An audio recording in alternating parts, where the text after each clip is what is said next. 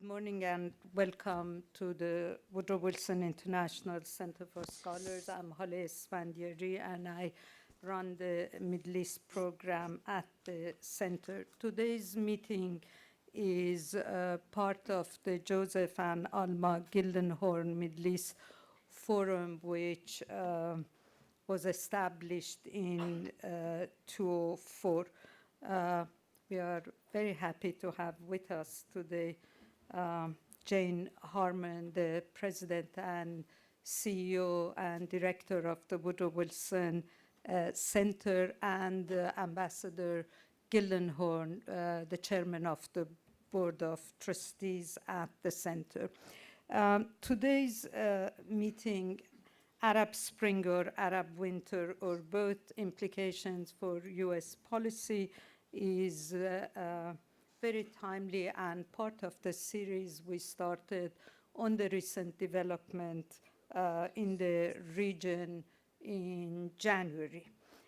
Our speakers are Ellen Laipson, President and CEO at the Stimson Center, Marwan Muasher, Vice President for Studies at the Carnegie Endowment for International Peace and former Ambassador of Jordan to the United States and former Deputy Prime Minister.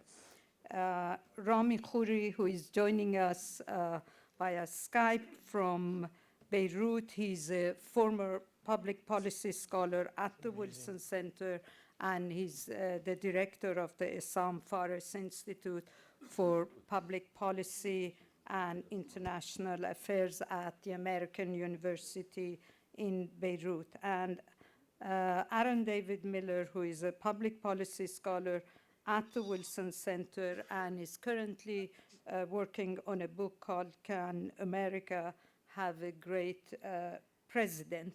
The format is going to be as follows. We'll start with Ellen Laipson, move then to Rami, and then Marwan, and Aaron. I'll ask a few questions, and then we open the floor to your questions and answers. We have had 186 RSVPs, so we have a full room in the 5th floor, and we hope that we will definitely get their questions, and Rami can see you, and we can see him. Just before I give the floor to Ellen, let me remind you that I'm told that to ask you to close your iPhones because it interferes with the live webcast and the broadcasting they have. Each of our speakers is going to make an opening remarks of no longer than 8 minutes, and I'm going to keep time, and you have to forgive me if I interrupt you sharp on the minute, and then so that we have enough time for discussion. Ellen? Thank you, Hale. It's a delight to be here. I'm always very honored to be part of the Wilson Center's very civilized conversations about the great issues of our day, and certainly the Arab Revolt of 2011 and beyond merits that kind of consideration, some continuous conversation and assessment of what does it mean for the people in the region and what does it mean for the United States. And I would put them in that order, that what it means for the people in the region is of greater importance. I think it's time to stop talking about this as a season, even though the season was intended to be a metaphor. This is a problem of long duration, and it is long. We have to not be looking at the calendar so much, but imagine that this may be an enduring issue for many years to come. So I want to make 4 broad points. One is that I still believe, in spite of all the challenges and the difficulties ahead and the uncertainties about who will be the winners and losers in the Arab Revolt, I still believe this is a net positive for the region. It's a relief to see the region that had been in a state of exceptionalism for so long, at least part of their societies begin to take their destiny in their hands. Some of the old simplifications about how the Middle East works and the political culture of the Middle East as enduring truths are now being questioned and challenged, and this is a healthy and positive thing in my view. It also compels the United States to try to get beyond counterterrorism as the organizing principle of everything we do with the countries in the region. And I personally find it a huge relief to try to begin to give greater emphasis to a long-term and more positive agenda about how, not just government to government, but society to society, we can engage with this very important part of the world. There is the potential, certainly in North Africa and possibly beyond, for the countries of the region to emerge with new governments and new players more closely aligned with American values and culture. But that is certainly something that we aren't sure of yet. And lastly, I would say that we can acknowledge for U.S. policymakers that this is, of course, a time of uncertainty and many, many awkward moments where, as the U.S. tries to articulate where we stand on various issues, we will appear to be sometimes reacting more than acting. But this takes me to my second point, which is that these events are happening in time of global transition, when American power is in relative decline because middle powers are rising, there are actors, whether it's Turkey or India, have greater influence and weight in the international system. And the Arab revolt is yet another reflection that the United States is not always setting the agenda of international affairs and is not necessarily the causal factor. It is my belief, however, that the U.S. was at least part of the story, and the soft power of the United States and the cultural influence that we have over young people, whether it's from cyber activism to democratic values, was part of the story. If we take the little vignette of the effect that WikiLeaks had on Tunisia, where Tunisians knew and gossiped among themselves that their family, the presidential palace, was corrupt, but somehow when it came out in an American embassy cable, that was a form of validation. When Secretary Clinton this week talked about Assad's erosion of legitimacy, we can argue about whether her remarks were a critical factor one way or another, but it is a way of validating to local populations. If the United States believes this, then maybe this has some greater meaning. My third point is, and this is the very hard part, how does the United States find a way to talk, since we have embraced as a positive from an official U.S. interest perspective that change from the bottom up in Arab societies is a positive thing. How do we have a conversation with the countries where change is not happening? How do we somehow bridge the difference in the parts of the Arab world where stability is still the mantra and where the regimes have asserted themselves with considerable conviction that the Arab revolt is not in their interest? How do we somehow bridge the gap between the discourse over the enthusiasm for change and those parts of the Arab world in which change is not yet occurring? Can we somehow devise a language, a vocabulary that talks about, and to not be shy and to be intellectually honest and to do it with as much consistency as possible? And lastly, there are many, many issues in terms of democracy promotion, institution building, and I will leave to other experts to focus on those. I wanted to say we need to think about the security agenda in the region. Of course, some of the big threats haven't gone away. Iran remains a critical issue for the Arabs and for the United States. This is still the basis of important cooperation that happens between our security communities. We have to worry about nuclear proliferation and the nuclear ambitions of countries that may be less friendly to the United States in the future. We still have to worry about al-Qaeda finding the ungoverned spaces of Yemen or elsewhere as opportunistic for their activities. And then there are the emerging new problems that require government-to-government cooperation, like water safety, water security, et cetera. But I hope that we don't neglect security sector reform as a piece of the overall reform agenda. While we're enamored of the young cyber activists, we also have to be working hard with established institutions and with institutions that need to be recreated or reformed so that the security sectors in these countries, which in many cases have been too strong in the past, will also want to be good citizens and will want to be part of the new future of the Middle East. Thank you. Thank you very much. Rami? Thank you very much. I'm delighted to be with you even digitally, and very glad to be with four good friends and people who I respect very much on the stage, despite some of their sports affiliations. And I want to basically make maybe 4 or 5 very quick points in my few starting minutes. This is the most important moment in the modern history of the Arab world. because several things are simultaneously being born that have never been really achieved before in modern Arab history in the last 80, 90 years since the modern state order in this region was created by retreating European colonial powers. We're seeing the birth of the Arab citizen for the first time ever. Individual men and women who have power, who have rights, who have a sense of who they are, and who are going out in the streets and now in the corridors of power, in the media, and demanding and getting what they believe are their rights as citizens. This is unbelievably important. It's never happened, and it's happening in different degrees all around the region.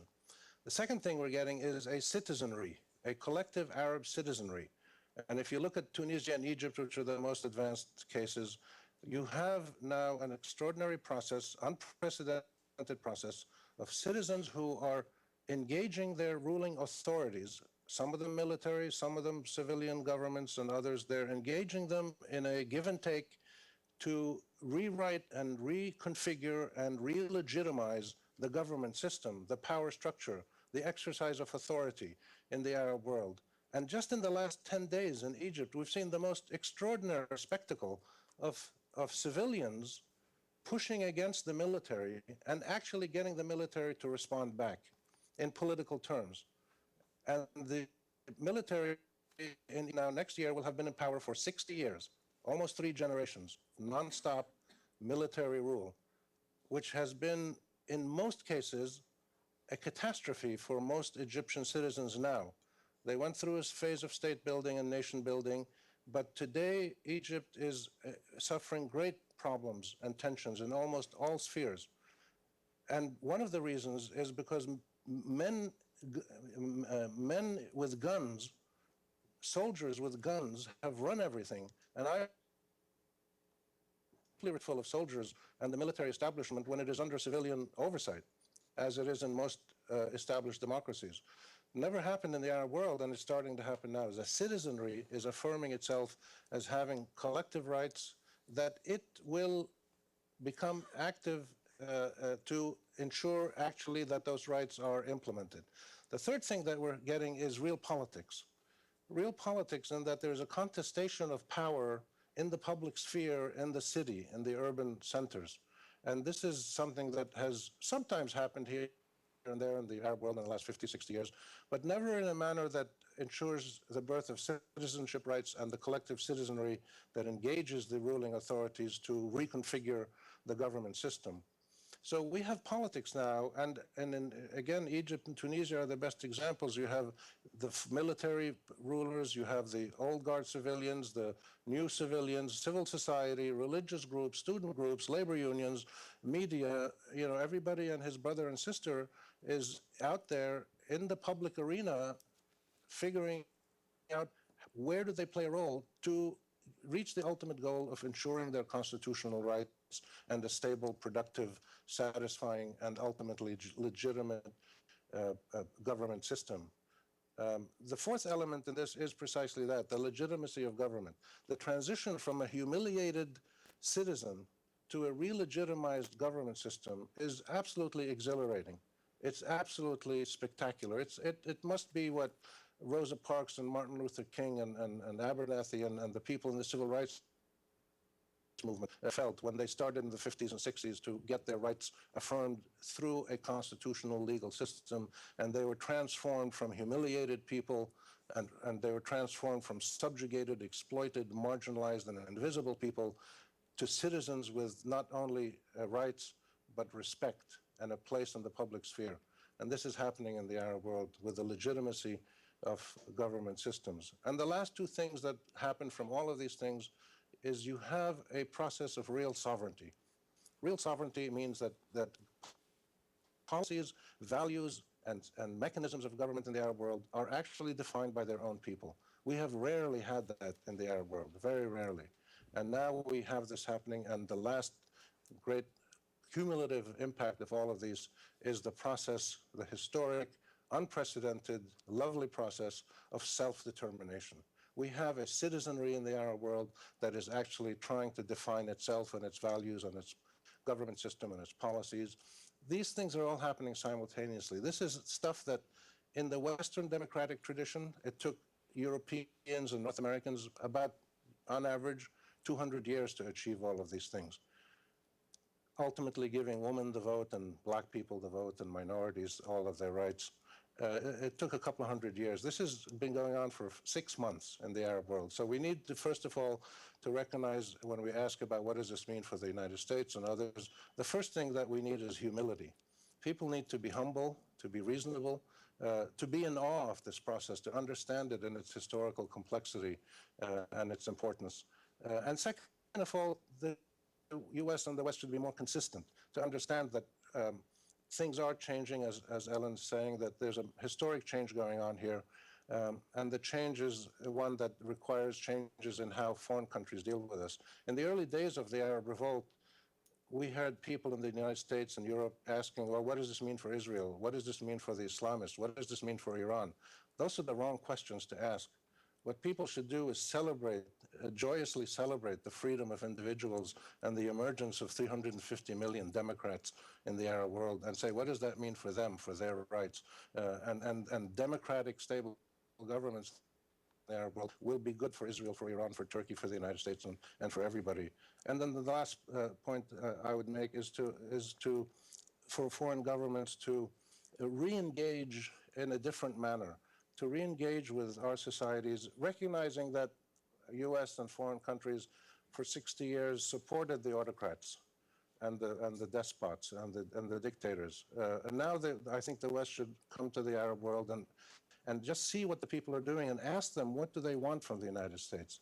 They want technical aid. Do they want people to help them write constitutions? I mean, there's more Americans running around here trying to help us write constitutions than there probably are political science professors in the entire Middle East. But I don't know if we need those kinds of people, if we need that kind of assistance. Financial aid, technical aid. I think moral consistency is one of the things we would like, diplomatic honesty. And finally, this is a moment when the Arabs and the Americans can embrace each other. And it's fascinating that there's been almost no criticism of any foreign powers, especially the U.S., and that this, because the reconfiguration of our societies provides us a platform in which to re-engage with the West and to, I hope, as Democrats, embrace the United States and the values it stands for. So this is a tremendous moment of opportunity for the people of the region, but also for the Western and global powers that we deal with. Thank you, Rami. We'll get back to all these points you raised and everybody else raised during the Q&A. Marwan? I'll start with Rami and Ellen's first point, which I also agree with. This is the start of a very long process that will be measured in decades, that will go through many and all seasons. To expect this, again, to use a metaphor from Rami's favorite sport, to be a basketball game where you score every 30 seconds, is totally unrealistic. Let's remember, these are, countries with no serious opposition except for the Islamists, no civil society, no leaders for the revolution, no clear political models, no clear economic models of where they want to go. Everything is still starting and is still being formed. So I would caution against people sort of over-expecting things to happen or drawing the conclusion that the Arab awakening or spring is over, and now just because we're seeing empires striking back, that means the Arab Spring is no longer there. Do expect this to be a long process. I think I would agree also with Rami, the most important thing that happened in January and beyond is the loss of a feeling of powerlessness that has permeated across the Arab world for decades. People don't feel powerless anymore. Whether they're going to use this empowerment wisely or not is something that is still to be seen. But something is for sure, people are no longer, afraid. They no longer feel that their governments are going to dictate their future to them. There's a new feeling in the Arab world that needs to be nurtured. Just as an aside, I'm going to Jordan next week. I already have 3 invitations from youth groups to address them on reform issues, even though I don't know how they even know I'm going. I have no invitations from all guard groups. So that that gives me at least some hope that there is a feeling among the youth that they need to take matters into their hand, understand the process more, and do something about it. The second point I want to make is about political Islam. It is time to stop ignoring or excluding political Islam. You're not going to make it disappear by ignoring that it exists or by excluding it from the process. And that goes for Arab governments as well as the international community. Political Islam is there. What we need to make sure of is that it is peaceful and that it is committed to political pluralism at all times. But to just behave as if they don't exist and hope that they disappear is not realistic policy. The reason that political Islam is strong in the Arab world is because in a closed political system where people only have two choices, either the political establishments or people who are promising them cleaner government, guess where all the protest vote will go? It is to the Islamists. In an open pluralistic system where the Islamists will have to compete against many other alternatives, I do not expect over the long run that the Islamists will continue to have the same popularity as they enter governance and as they will be seen to be just like everybody else, humans that make mistakes just like everybody else. But in the short term, they're going to get more than the 15 to 20% popular support that all the polls in Egypt, in Jordan, in other places show that they command. But it would be, I think, a mistake if we continue to behave as if they're not there. The third point I want to make is about the international community. What is the role of the international community? I mean, it depends. It depends on the countries that we are looking at, and let's not also pretend, as has been said before, that America can do everything and America can interfere in everything in the Middle East. Sometimes you can, sometimes you're not going to be able to.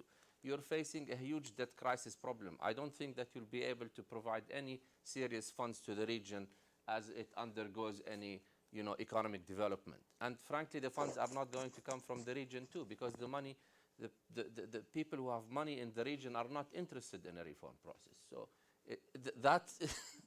that still is going to be a difficult issue of how the international community can help. But I think that the United States in particular can do something, not financial, with countries that have not undergone the transition, that do have time, and where their systems are more legitimate. Countries like Morocco and Jordan, where we have not seen the kind of widespread demonstrations that exist in other places, where the monarchies are not under question, but where time is so far not being used wisely. I mean, these countries still have the time to undergo a serious reform process rather than reform rhetoric, which they have been engaged in for some time.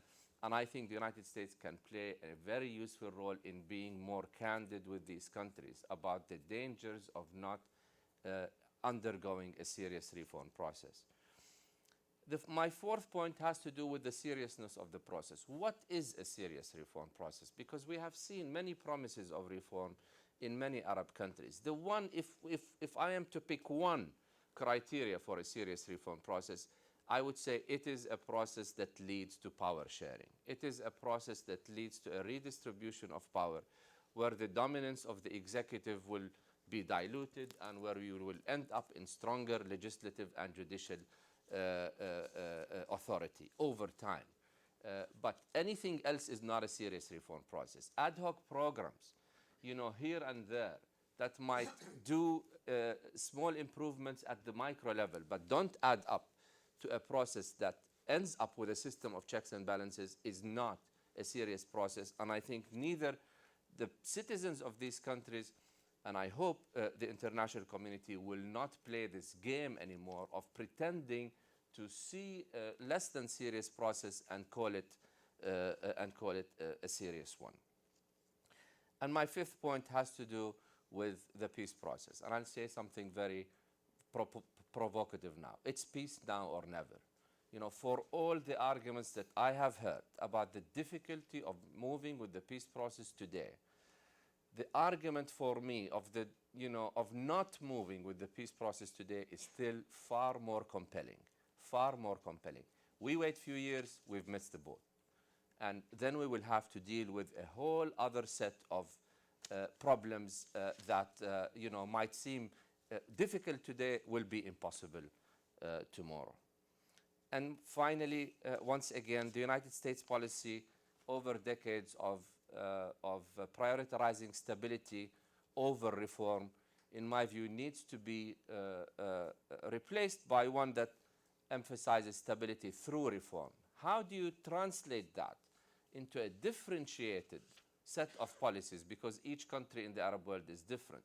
How do you translate that into a differentiated set of policies, while, of course, having in mind that the United States has interests that it cannot ignore, is still not clear. We have not seen, I think, anything even close to a revisiting of US policy in a meaningful way that, yes, takes into account certainly US interests, but also that attempts to start a new policy of giving some priority to democratization and reform over stability and autocratic rule. Thank you. Thank you very much. Aaron? Hala, thank you. First, it's great to see Jane Harman and Joe Gildenhorn, and it's great to be here. Rami, Rami will be back. is he in a gone? minute. But it's, It's nothing. It's nothing to do here. It's at his end that sometimes No, we he have can't this, hear me, but but there he it's- is. Don't worry. Rami, it's great. I don't know if you very- can hear me, but Hala and I can hear you. I can hear you. Marwan and terrific, and Ellen, it's great to be here. Let me make 4 basic points. Number one, I think the events that we've seen over the past 6 months are transformative events. They come along once a century.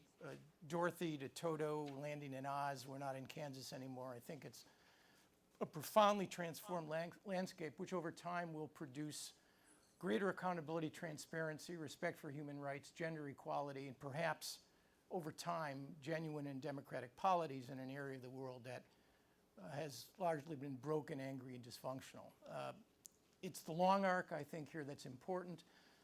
The historian's eye is as valuable now as the political analyst's. None of this is inexorable. But the factors that have motivated this are basic to the human enterprise. They're universal. Search for dignity, I think Rami at one point described this as a non-ideological biological revolution. This is a biological revolution in that the Arabs have asserted an identity, a desire for space, their own space, freedom from oppression, intimidation, choice, discretion, things that had been difficult to choose from for so many years in a highly oppressive political culture with extractive leaders who bilked and milked their publics.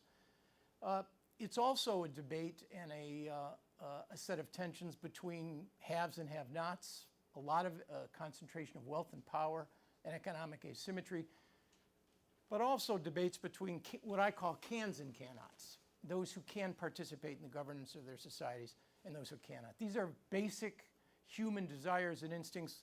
They are owned now in a way by the Arabs that they've never been owned before. The external reference points for these, if in fact they are revolutions, popular uprisings, are few, which suggests that there's a degree of authenticity and genuine ownership, which to me makes these changes, perspective changes, more meaningful. Number two, we have seen what I call transformative changes in places like Egypt and Tunisia. These transformative changes will have to give way to a transactional phase. Life is not just transformative. In the end, it will come down not just to massive uprisings and protests and the breathlessness of the prospects for change. It's going to come down to hard bargaining and deal-making.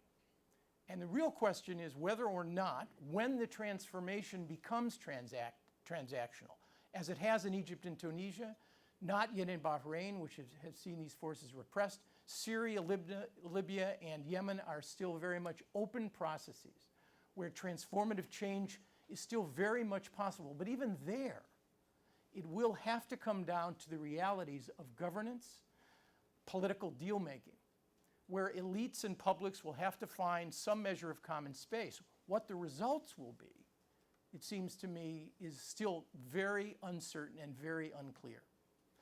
There are two major problems, I think, that will have to be confronted. One is the fact that in these transactions, you have polities like Egypt and Tunisia where institutions are very well organized and will seek to constrain and to crowd out the prospects for meaningful change. In Egypt, I think it's already clear.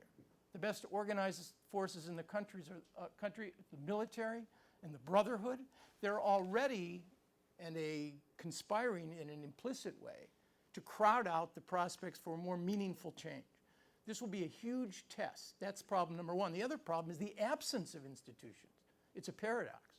In certain polities, you have institutions which, in effect, will assert a bid for power and control. In other places, Libya, institutions will have to be created de novo. And in Syria and in Yemen, perhaps institutions will have to be recreated and re-legitimized.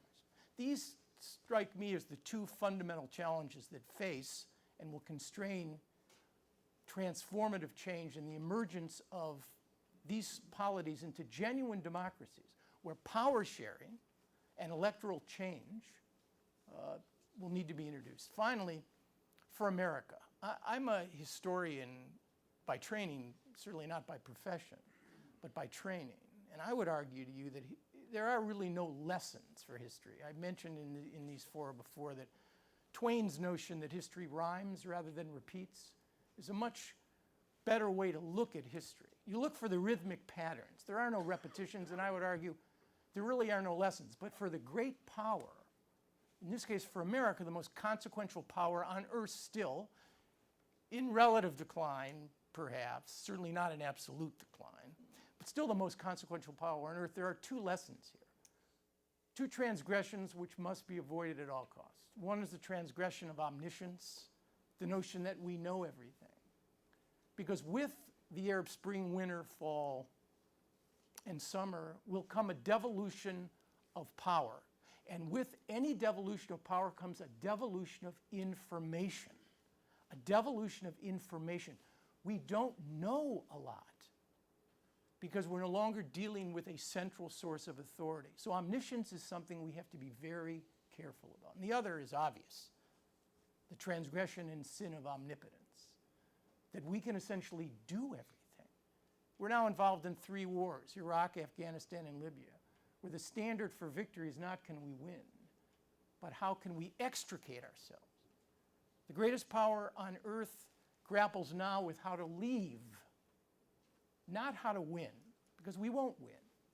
Extrication is the dominant theme of America's 21st century wars. So I agree with Rami, with Marwan, and Ellen, and I know Hala believes this, that humility is extremely important here. On one point, I would disagree, though, with Rami and my colleagues, and that is, I think, and I use the term winter not to imply seasonal change. I use the term winter to imply harshness and coldness and contradiction to spring and to summer. For America, I think the short term will be very difficult. The political space available to all of our policies, containment of Iran, counterterrorism, democratization, our views of Israel and the Arab-Israeli peace process, all of these things will contract. They're going to contract because public opinion in the Arab world will now assert itself in a way it has never asserted itself before. The strong leaders with whom we cut devil's bargains, which created, albeit a false stability, but created stability in which American interests functioned and operated relatively well, I might add, is now gone and replaced with, well, something we don't really know. We dealt with 2 kinds of Arab leaders. I call them acquiescent autocrats, Tunisians, Egyptians, Yemenis, Saudis, and we dealt with adversarial autocrats. Libyans, Syrians, the Iraqis actually played both roles in the arc of American policy. But the adversarial and acquiescent autocrats are gone or going. And the real question for America is what will emerge to replace them? And the answer is we don't know. But the sense that our policies somehow will be readjusted to these new realities, I have zero confidence in that fact. Zero confidence. And while I agree, and I will only conclude with one point, Marwan says it's time to resolve the Arab-Israeli conflict, and I know Rami agrees. I think that's right, but I think the odds of it actually happening are very, very low. Very low. It is actually the one area where America could do the most to support these reform efforts, but it is the one I think that we will have the least to contribute over the course, at least over the course of the next year. So let me conclude. Thank you very much, Aaron. Rami, can you hear us? Yes, I can. I'm back with you. Because we lost your picture for a few minutes. Question to all four of you, based on what you said and what Aaron just mentioned. To what degree do you think the U.S. can shape and help direct the great changes that are taking place in the region? Ellen. Well, I think the United States already has multiple means of working very modestly with the folks who are looking to learn new skills about public participation, about some of the technical support that both Marwan and Rami talked about. I think there's still a hunger and a demand for help. The United States is not the sole purveyor of that kind of assistance. We know that the Egyptians were talking to the Serbs, like the Iraqis were talking to the Indonesians. They may actually find it easier to take this help from countries that have more recently gone through a democratic transition themselves. But I do think the United States is an organizer and a facilitator and articulator of some of that very important kind of conceptual work about how to transform institutions. So I do think we can have pretty good access to the new activists, if you will. I think the much harder part is the part that Aaron talked about. How do we engage incumbent power that isn't really persuaded that change is a good thing? How do we have that conversation? How do we balance that demand for change with the immediate requirements of still doing government-to-government business, which sometimes, as we know historically, has compelled us to say, well, we won't talk about that uncomfortable topic since we have a transaction to do now. So Aaron's reference to transactional, there are transactions that are the old agenda, and then there are transactions that are more related to the new agenda, and getting that balance right is very tricky. Marwan, do you want to add something? I would categorize the Arab world for this question into two. One that have gone or are going through a transition, and one that are still to go through transitions. With the ones that are going, and I would put among them, Egypt, Tunisia, Libya, Yemen, Syria, I think the ability of the U.S. to shape events is very minimal. And shape is a very strong word. There's not much the U.S. can do. There's no willingness to move on the Arab-Israeli conflict, as Aaron said.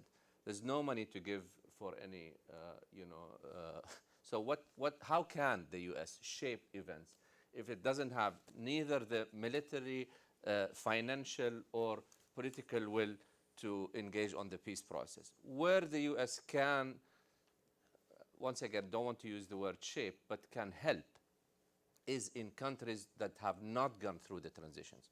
And these are mostly the monarchies, the Saudis, the Jordanians, the Moroccans, because there is with these countries still an ongoing relationship and a variety of interests that extend beyond the reform issue. With the Saudis, you agree on peace, you agree on security, you agree on terrorism, you don't agree on reform. With Jordan and Morocco, I mean, there are instances where both need each other, and there needs to be a candid conversation about how these countries are going to move ahead on this very important issue. There, I think, and I see a role for the United States that can be helpful. But to talk about the United States shaping the region, I think, is just an overstatement. Rami? I think the best thing the United States can do if it wants to promote democracy is to actually behave democratically. And that means when it's dealing with the region, adhere to and give life to in its foreign policy the principle of the consent of the governed. This is really what this is all about, affirming majority rule and protecting minority rights through a system of constitutional, democratic, accountable pluralism. And this is what the United States' experience is about. I mean, the reason people still look to the United States is because of its experience. Of course, when it started out, it's a democracy with middle-aged white men who owned land and slaves as the only people who had any power. So it wasn't a very credible democracy in its early days, but it's gotten better over the years with practice and has learned a lot of lessons about what equality really means. And we think the U.S. can have the most influence and really be inspiring to people in this region by coming out forcefully and clearly in its policies, not just in its rhetoric, and saying that it stands with the consent of the governed. I mean, the American ambassador's trip to the city of Hama in Syria the other day was very controversial. What the U.S. is doing with others in Libya is extremely controversial. But in the end, it can be justified if it is done consistently, and if it is done within the context of legitimacy and legitimacy from the governed. So I think that's a general statement, I know, but I would start with generalities because as my friends said, that there is no practical way right now for the U.S. to get really deeply involved and influence things. But the United States is an inspiration to many people. And I think this is one of the roles that it should play, to clarify what it stands for and to actually put that into practice. And that gets you into situations where if colonialism is against the law, then the U.S. should be against colonial expansion, where there are situations of settlements and things like that, that the United States should stand with the consent of the governed, the rule of law, and equality for all people. Arab-Israeli issues, Iran, nuclear issues, Turkey, the Arabs, the Kurds, whatever it may be, a consistent democratic position is the most effective thing that the United States can do, and people will embrace it wholeheartedly. Okay. Aaron, you want to add Yeah, I something? mean, the chances of 80, 90% of what Rami has just articulated actually happening in the real world is, at least in the world of American policy, is slim to none. Inconsistency, not consistency, is the hallmarks of the way great powers behave. It's, in fact, part of their job description. And you can look at the way we've comported ourselves in the last 6 months. I mean, in Libya, Gaddafi willfully kills his own people, and we pass a UN Security Council resolution and employ NATO. In Syria, Bashar Assad, for months now, has been willfully killing his own people. We can't find an appropriate response. We don't need a doctrine, because the reality is American power cannot be applied universally and consistently and productively across the board when you're dealing with situations which are incredibly idiosyncratic. And on a rhetorical level, we also are not going to be consistent. So I think it's a dangerous set of expectations to set. The best thing about the last 6 months is that America has had very little to do with the events that have unfolded. They are genuinely and legitimately owned by the peoples of this region. And I think our capacity to influence this exists only at the margin. And in fact, in part because our view of democratic change is an inconsistent and hypocritical one. It's a reality. We shouldn't be exporting American exceptionalism. American democratic principles are unique to the way we govern. They're not for export. We still are involved in the devil's bargain in places like Bahrain and Saudi Arabia. And we're likely to be involved in the devil's bargain for some time to come. We can support fair and democratic elections in certain places and accept the outcome. And I'm not moralizing or editorializing. I'm not recommending by any means that we engage with Hamas, for example. But Hamas won fairly. I mean, I would have imposed candidacy requirements. I don't think it's not part of a democratic process that you participate in a democratic election while espousing the gun and the extinction of a UN member state. That's not part of the game, but Hamas wins parliamentary elections in '06, and yet we won't engage it. So our very notion of we choose our Democrats, and we're going to continue to choose our Democrats. We are not in the position to give advice. But we know that the United States was not an issue, unlike in the Iranian Revolution, where the US was the main issue. This was not, but then why in recent polls there is such an unfavorable rating across the region when it comes to the United States? What happened? The United States was not an issue, and suddenly now when you take the polling, the unfavorable rating is rising. I mean, the fact that people did not raise anti-American slogans or any slogans having to do with America or having to do with the Arab-Israeli conflict during these uprisings by no means suggests that people don't care about these issues. It's just not the right context. The context of these uprisings were uprisings against governance by their own domestic governments. That does not mean they don't care about the Arab-Israeli conflict. That does not mean they don't care about America. That does not mean that the president of Egypt, when he gets elected, hopefully she too, at one point in October or November or whenever, that his government is not going to have a view about the Arab-Israeli conflict or about the United States. And guess what that view will be if the occupation continues? It's going to be a view that is far more responsive to the public opinion, which is going to be far more critical of Israel. So I think, I've heard this so many times, and frankly, I get upset whenever people say this has nothing to do. Yes, it has nothing to do with the United States, but that does not mean that people don't have a view. Look at all the polls. Look at the Pew polls that were released lately. Look at the Gallup polls. Look at every single poll done in the Arab world for the last 60 years. The Arab-Israeli conflict is either the number one or the number two issue in every single one of these polls. And that did not change because of the uprisings. Hallie? Ellen? It is true that in the Iranian experience, the sort of talking point number one of the emerging Ayatollah alternative culture was the resentment of the role the United States had played in Iran during the period of the Shah. And it's different by many degrees in the Arab world, but it's not completely different. So that I think you could be seeing a little bit of resentment and kind of cumulative resentment that the United States had kept Mubarak in power for so long. The perception was that these unpopular regimes were also kept in power by a Pax Americana, by an American system of alliances and relationships. So that could be a contributing factor. Aaron?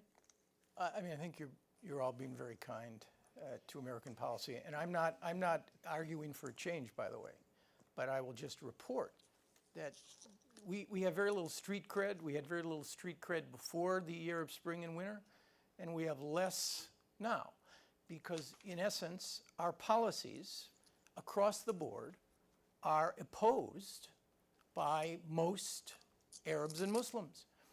They don't like our policy in containing Iran. They do not like our counterterrorism policy. They do not like our policy with respect to our special relationship with Israel. They do not like our policy on Hezbollah and Hamas. They do not like the fact, Rami, that we reject the strugglers' narrative and the strugglers' story. And frankly, they don't like our policy on democratization, which is inconsistent. And until those policies change, and they are not going to change, and I'm not recommending that they change, we are going to be in the situation that we are in. And I think that it's a fair report on our shrinking space in this region. Rami? Well, I think the United States is in a marginal position in the Middle East because precisely of what Aaron has said. And I would agree with him in analyzing that the United States and other powers have been taking, double standards, and that's how power is exercised. We know that. The consequence of that is the United States has now marginalized itself, has almost no influence, with Arabs, Israelis, Turks, and Iranians. And there's nobody else in the Middle East to have influence with.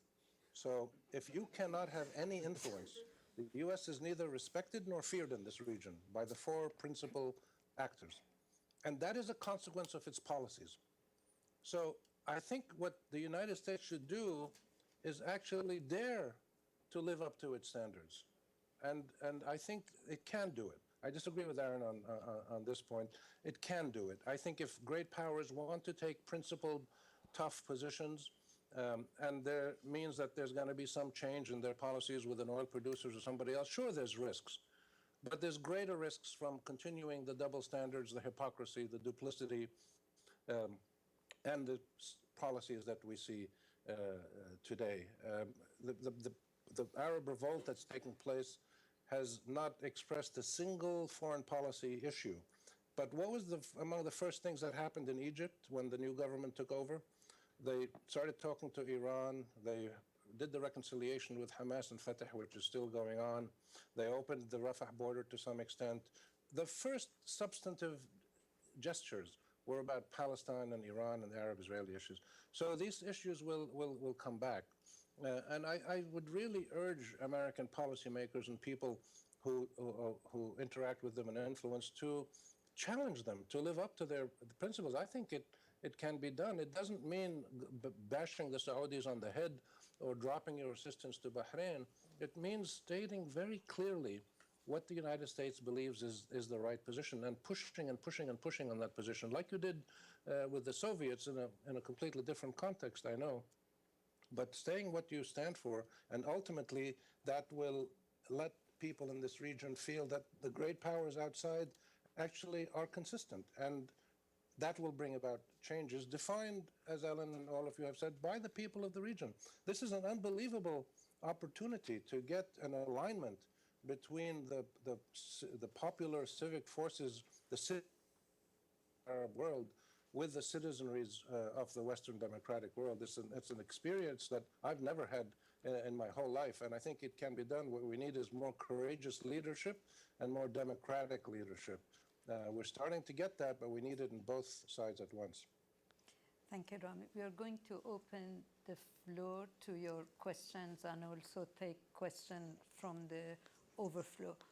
Yes, please, and wait for the mic and identify yourself. Thank you. Thank you very much, Benjamin Tua.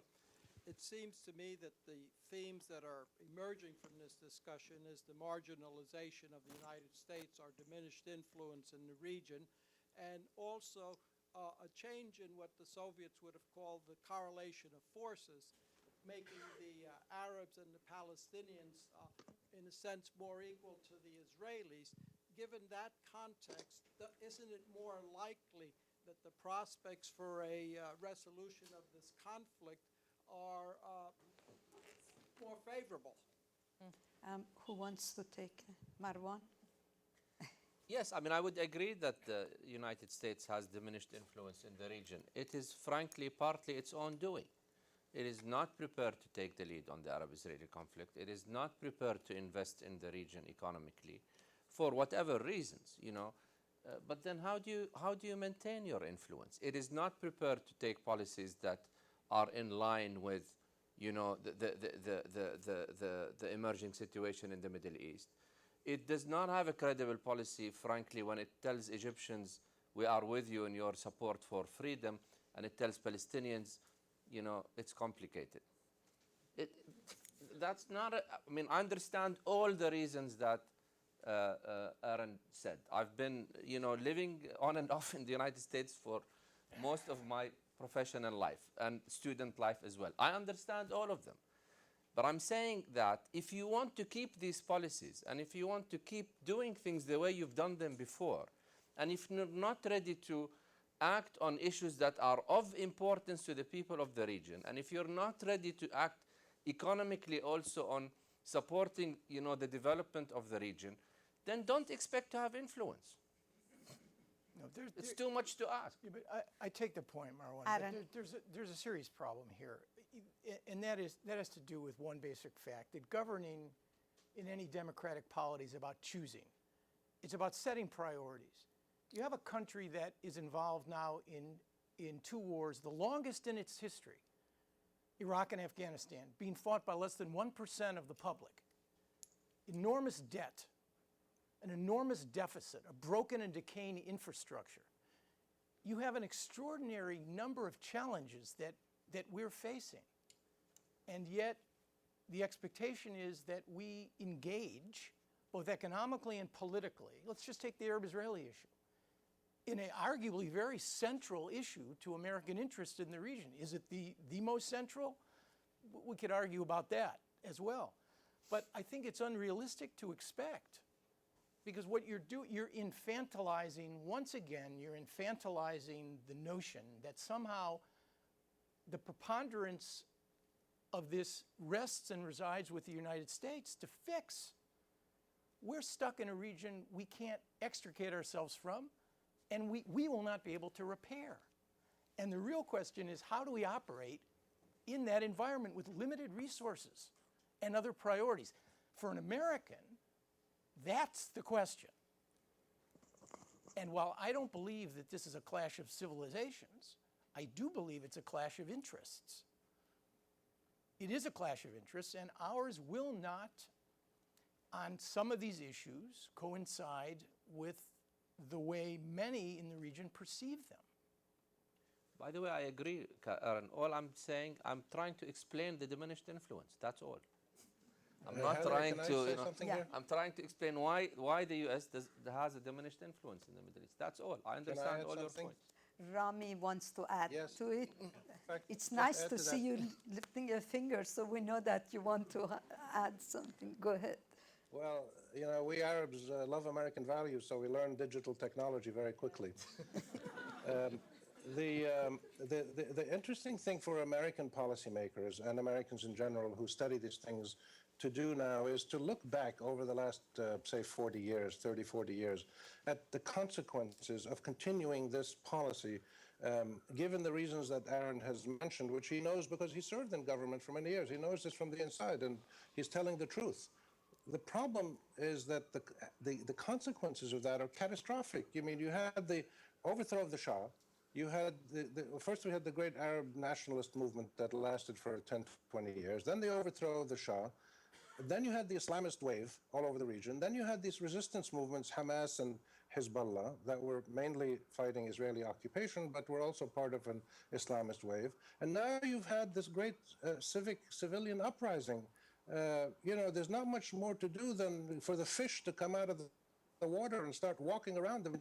Almost every major thing that could possibly happen in this region as a reaction to and a confrontation with and a resistance to and a desire to change Western policies, especially British and American, has happened.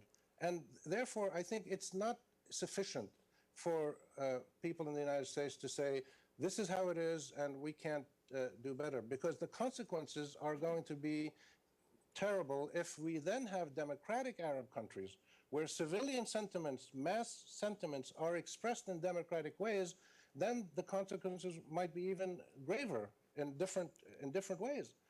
I think democracy is going to be better for everybody.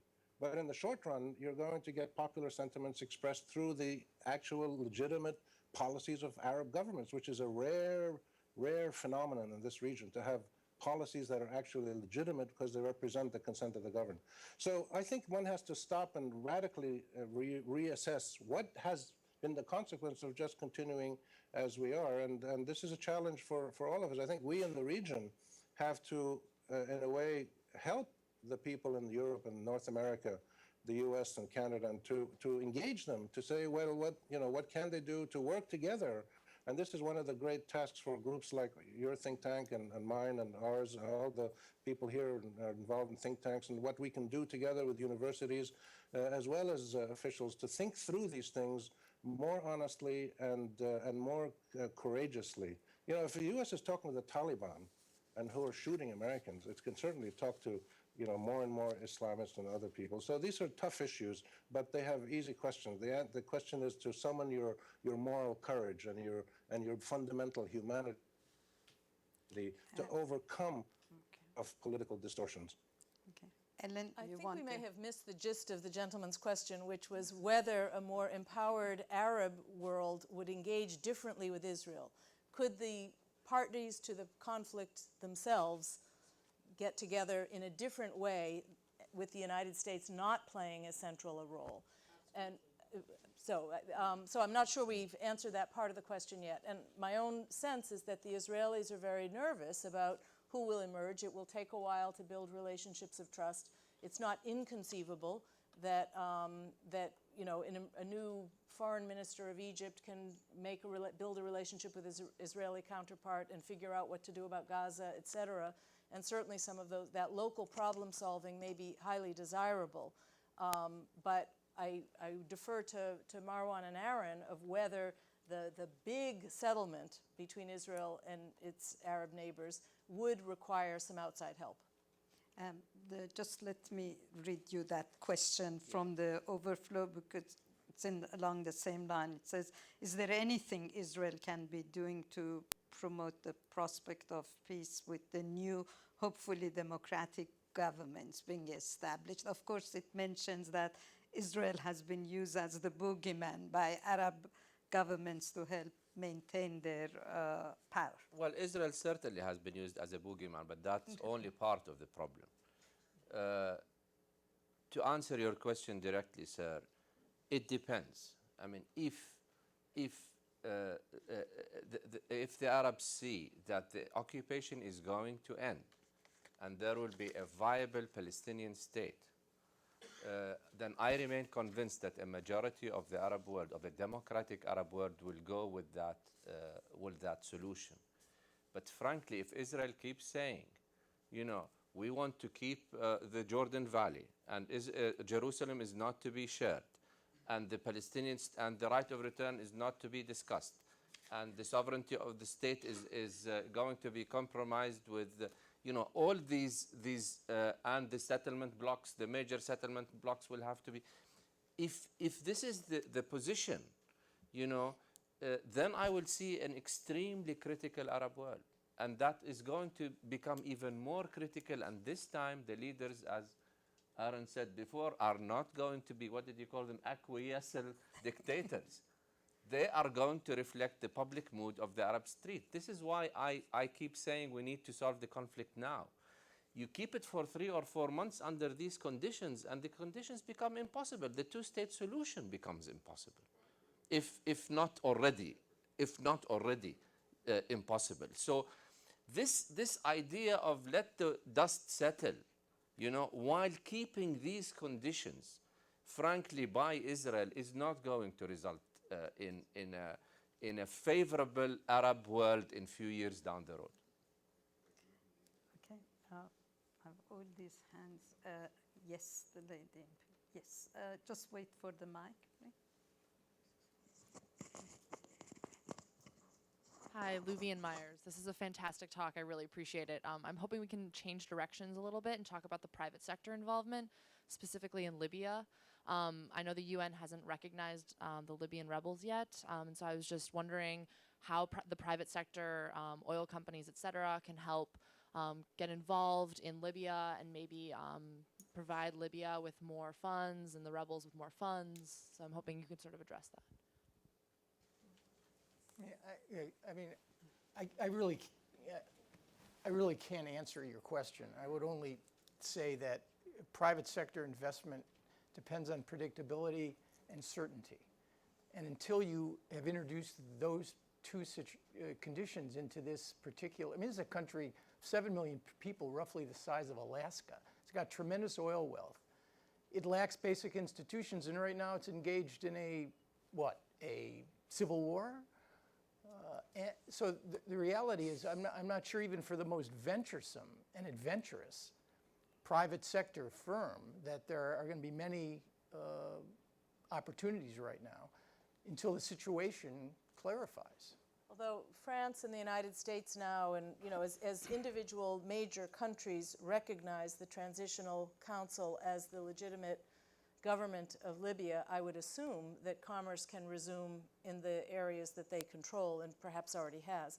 In addition, the individual countries that are recognizing the alternative government are releasing assets that are held, so that, Libyan-controlled assets, Libyan assets that are held in the United States can now be released for the use by the new government, the transitional government, or the government that we're now acknowledging to be the legitimate government of Libya. There's a conference on foreign ministers taking place in Turkey precisely to focus and see what they would decide on Libya. Yes. Just wait for the mic, please. Rami needs to hear you. Hi, my name is Hannah. I'm a student at McAllister College. My question goes to specifically to Mr. Miller, but anyone is welcome to answer it.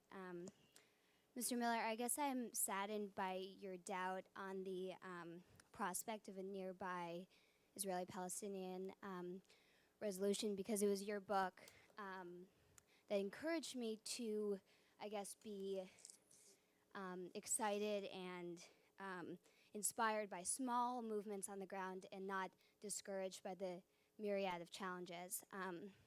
And I just wanted you or anyone to address the upcoming September unilateral declaration of independence by Palestine, and I guess just talk about whether that is part of the Arab Spring or the Arab Winter, or if that is in itself its own kind of isolated movement, and what the, I guess, the implications of a unilateral declaration of independence would have for the region and for the Israeli-Palestinian conflict. I mean, it's a very good question, and we don't have time to delve into any detail. I would only say this, and I mean, I don't mean to depress you or to be, continuously annoyingly negative, but I mean, I start from one basic proposition, and it's not because I'm politically, morally, ethically opposed to an Israeli-Palestinian conflict, but I do not see, you can take it, leave it, discard it, think about it. I do not see how a conflict-ending agreement that resolves the now 5 core issues. There used to be 4, border security, Jerusalem, and refugees. There are now 5.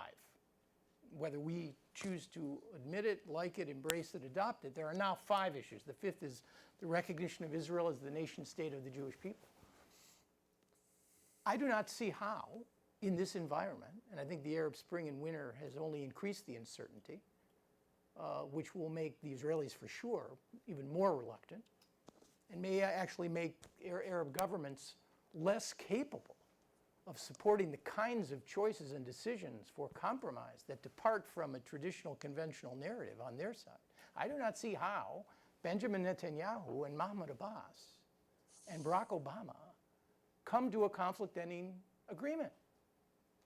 The gaps are just too large.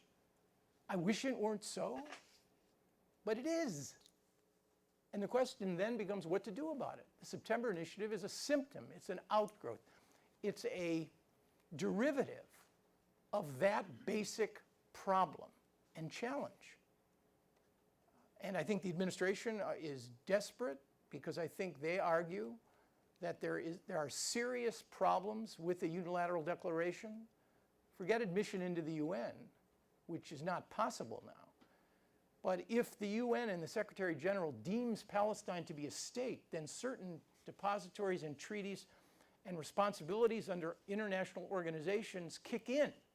And it would be up to the Secretary General to then determine the legitimacy of a Palestinian claim, for example, to bring a war crime to the attention of the prosecutor of the ICC. You have 1,000 different possibilities which then accrue to this, which in my judgment will take us even further away from the prospects of any meaningful negotiation. I'm saddened by this.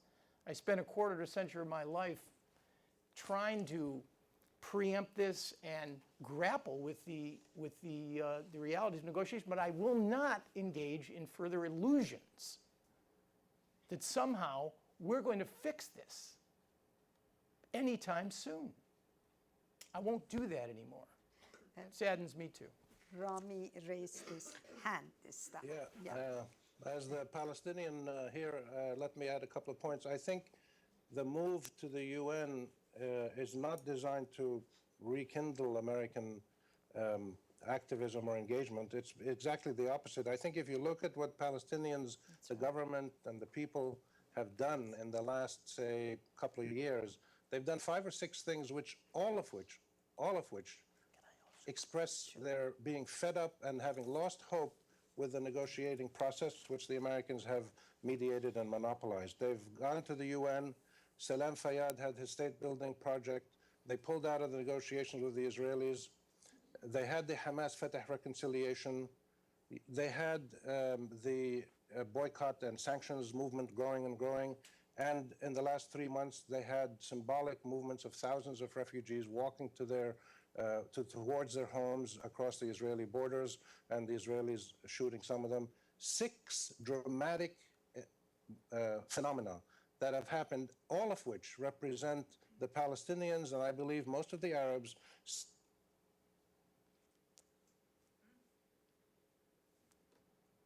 We lost Rami, can you hear Alternatives. me? None of them might work, but they're looking at alternatives. Yeah, continue speaking. And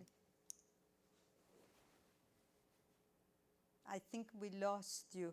Just we have to stop at that, Rami, and then get back to you. Marwan, please. Okay. While I agree with Rami that the move just indicates a frustration with American leadership of the process, not any expectation that the process itself is going to lead to the end of the occupation. What's interesting to me is not the vote in September, frankly, but what might happen after the vote. And I say might. In other words, is the vote in September and the realization that it is not going to result in a Palestinian state, of course, except on paper, is it going to trigger, given the context of the Arab uprisings all around in the region, is the vote going to trigger some form of a movement on part of the Palestinians to resist the occupation peacefully or not? That's one question, and I don't know the answer to that. And the other question, that even if it does trigger some form of a movement, is that movement going to be peaceful or not, so that it is not another, let's say, second intifada? Because in my view, if that is the case, if it does trigger a peaceful movement that goes for weeks of Palestinians, peacefully resisting the occupation, Israel is not going to be able to deal with this effectively. They're not going to be able to shoot people like the Syrians are shooting their people for months. They're not going to be able. So it is going to be potentially a game changer in that it will force all the parties to have a fresh look at this. But that's a big if. I don't know the answer to it.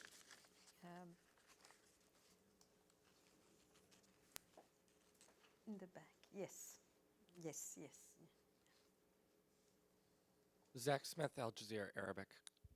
I'd just like to turn to a issue of economic reform. Can you just give us one question because we are running out of time, Yes. please? Yeah, absolutely. Yeah, thank you. Right now in Egypt, you have a lot of new labor unions forming, and a lot of them are calling for renationalization of industries. At the same time, you have U.S. interests and Western power interests, and I think development interests in promoting entrepreneurship and liberalization of economies. How do you see across the Arab world, but of course especially in Egypt, the development of a strong private sector to kind of reinvigorate the economies, as all the Arab economies are dealing with the effects of the revolutions? Thank you. Ele. Yeah, I see enormous tension here between the kind of economic philosophy that we think is the smart way, that democracy and capitalism kind of go hand in hand, and the real feeling, it's very strong in Tunisia as well, that because of corruption, they associate that Washington consensus-style reform with creating the environment that led to grotesque corruption. And so there is a swing back to kind of 1960s etatist policies on the part of some of the emerging leaders. But in the short to medium term, what these guys desperately need is job creation. Job creation can happen through a government-funded works program, and it can be funded through private sector investment and growth that generates new employment opportunities. Probably they need to do both. But it may look more like the American response to the Great Depression for a while than that messier and more volatile notion of growth through the private sector. In the back. I just wanted to address Aaron's point and try to connect these dots, because the reason our economy is bankrupting is precisely that foreign policy that so deeply depends on force and militarism. And if we weren't spending 700 billion plus on these losing wars, we probably could solve our domestic problems and have enough left over for a Marshall Plan in the Middle East. I mean, it would help, but it's not going to answer the mail. I mean, it's an increase in taxes and reductions in entitlements that by far account for much more of our current debt and deficit than our military expenditures. I mean, I agree, spending $100 billion in Afghanistan. And for what in the end? For what? Is psychologically as well as economically, it hurts us, including current expenditures in Libya.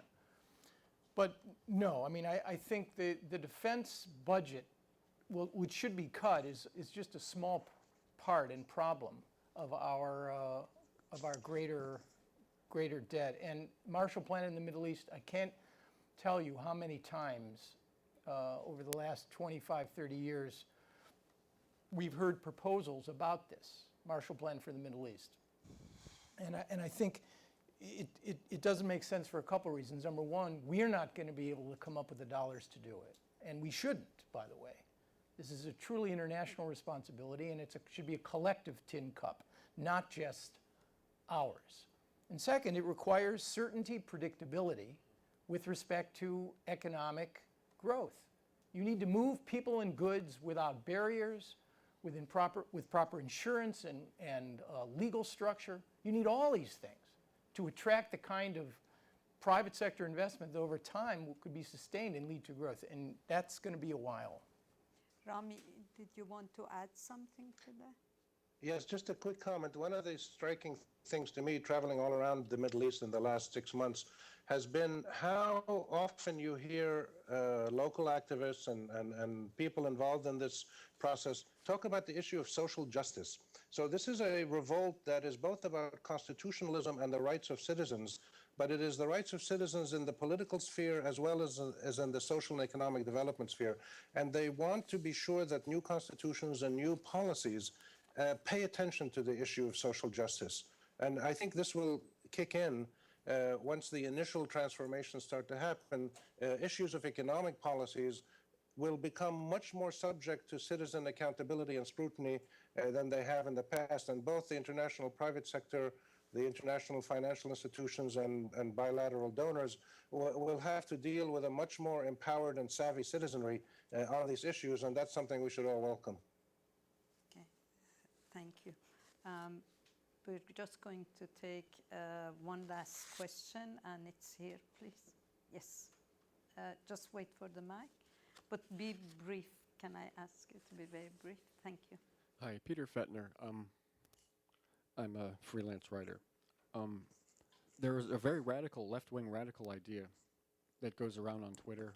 Arabs talk about it. A lot of Americans talk about it. And what they say is the United States isn't really a democracy. It's an oligarchy. It's controlled by very wealthy interests. And it's these interests that have caused us to support dictatorships and authoritarians in the Middle East. And it's these interests that have destroyed our power by destroying our legitimacy in the Middle East. So my question is, what can the American public do to stop these interests from determining our foreign policy anymore, so that we can get on board with the Arab Spring, so that we can maybe enact reforms here also? I mean, is this really a democracy or not? Should we think this is a democracy if we are absolutely silent on what happened in Bahrain?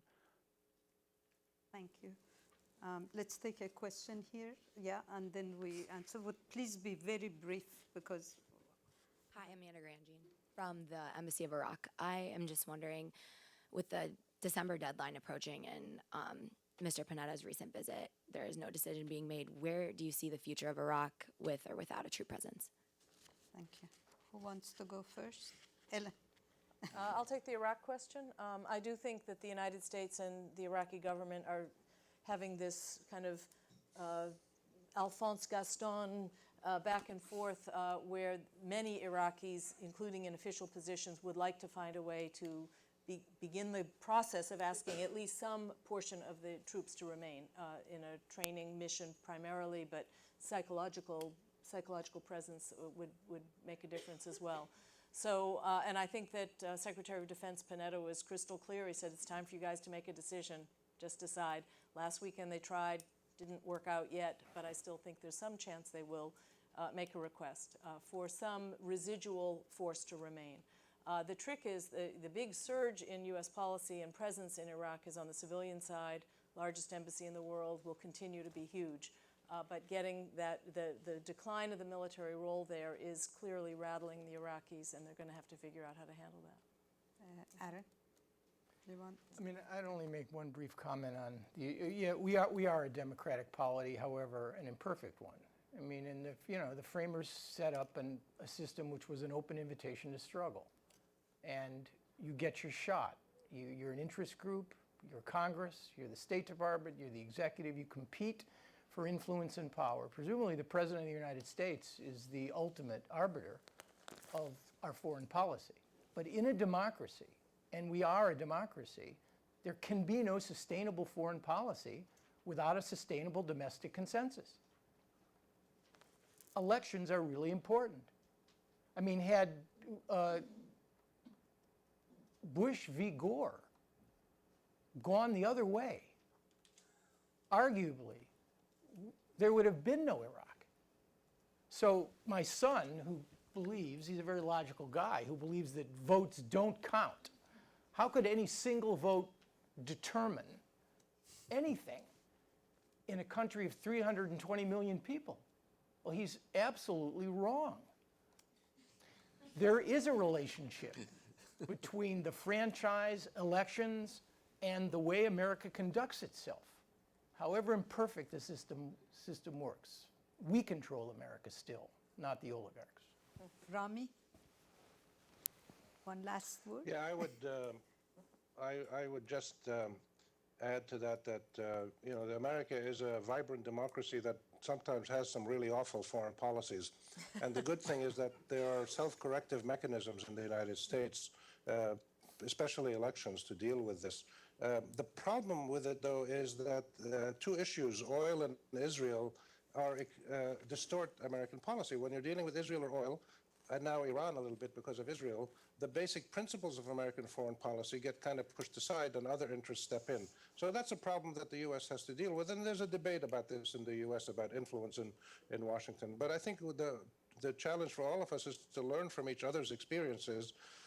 Distorted American democracy and imperfect Arab autocracy are both lousy ways to run the world. So we should put our heads together and come up with better systems. I'll drink to that. I want to say something unrelated, because it's the one issue that we probably did not talk about at length here, which is corruption in the Arab world. I think that it is one of the main issues that really is on the mind of all Arab citizens in these uprisings. The question about economic reform, the fact is that economic reform in the Arab world has taken place without a parallel process of political reform. In other words, without developing a system of checks and balances that can check abuses. So the benefits of economic reform have largely went to an elite around the leaders rather than to the general public. And if you talk about one issue in the Arab world that really frustrates individuals, it is corruption. Corruption has dramatically, I would say astronomically, increased in the last 10 years in the Arab world. People are very, very angered by this, particularly when the pie is getting smaller with the global financial crisis, energy prices, and food prices. So there's a huge challenge now of talking about any kind of economic reform because it has lost all credibility among the Arab citizens. And it's going to be a huge challenge to convince people that you still need economic reform, that you cannot also go on with subsidies and increase salaries and all that. But how do you convince them in this environment is going to be something that is a daunting act, I think. Just the issue of democracy and the United States, let me tell you that if you end up in solitary confinement in a prison, in an authoritarian regime where there is no even pretense to democracy, you start valuing what it means to live in a free country and having access to democracy and the rule of law.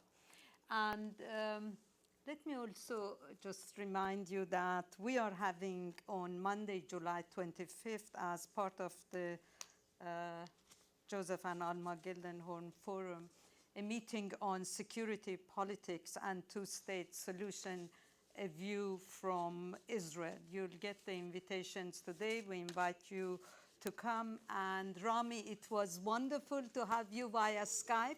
It worked. And thank you. But next time we'll see you here in person. Please join me in thanking our panelists.